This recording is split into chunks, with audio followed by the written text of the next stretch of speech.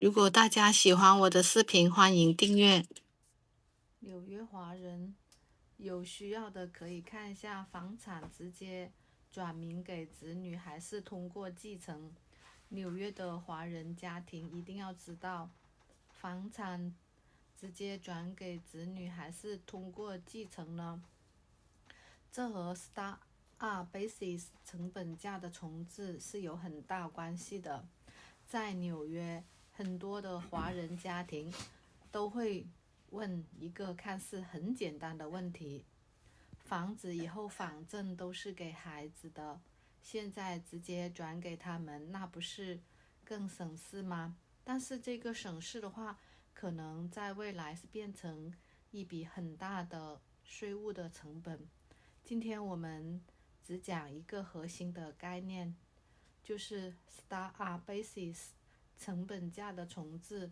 以及它和直接的转名、继承之间的关系。那么什么是 Start-up Basis 呢？先用人话来讲清楚，简单的一句话，Start-up Basis 就是等于人在去世的时候，房产的买入的成本会被更新为当时的市场价值。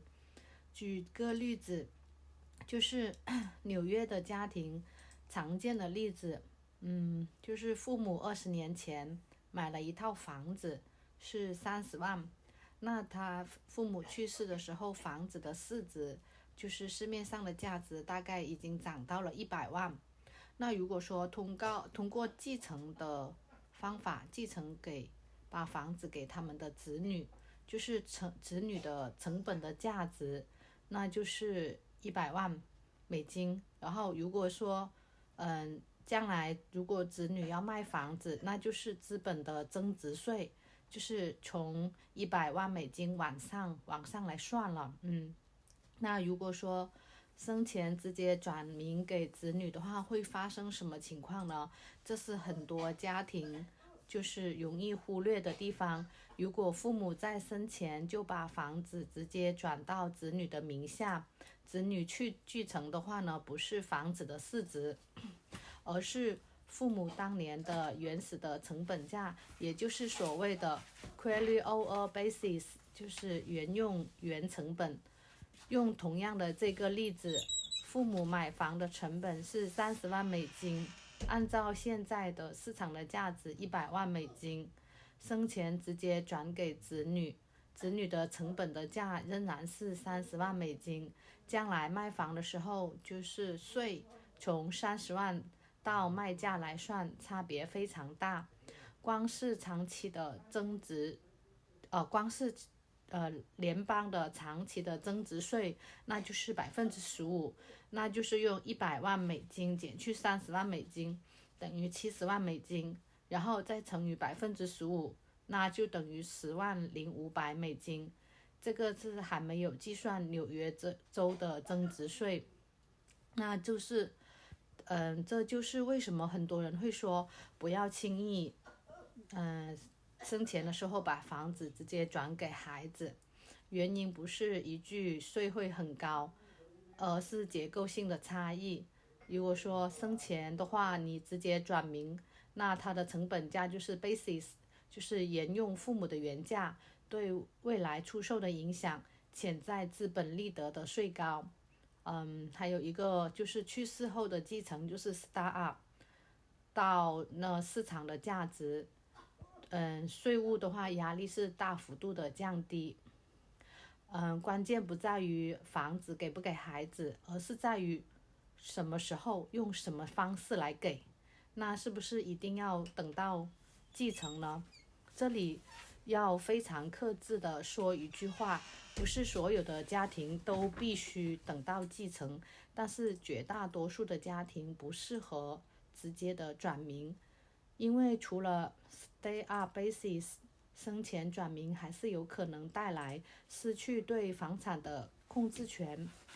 以前在社区提供免费咨询的时候遇到过一个案子，公公和儿子家庭发生了争议，媳妇申请人身保护令，不允许公公靠近他们，最后打官司才了解案子。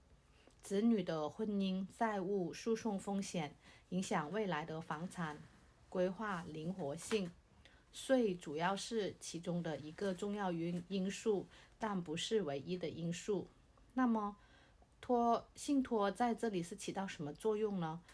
在很多纽约的家庭当中，信托的价值并不是一个提前送房子，而是在不丧失 start-up basis 的前提下，提前安排好将来如何继承，减少法院的程序，保留控制权与灵活性。很多时候讨论的真正的问题不是要不要信托，而是如何在保留 start-up basis 成本价重置的同时，让事情更顺利、更可控。一个很重要的提醒是很多人都不知道的，不是所有的转移方式都会失去 start-up basis， 但是直接转名给子女的话是最容易出现的一种问题。不同的家庭的情况差别是很大的，比如是否自住房，还有是否是投资房，还有是否是涉及多套的房产，家庭成员是否在海外，不能用朋友的做法直接是套用在自己家。到最后，我们对纽约的华人的家庭来说，房子往往是一生当中最重要的资产。很多的好心的提前安排，如果方式不对的话，反而会在未来变成家人的负担。真正聪明的规划不是早点的转名，而是在合适的时间，用合适的方式把房子留给合适的人。今天的分享就到这里，如果大家喜欢我的视频，欢迎订阅。和我们一起洞察美国地产。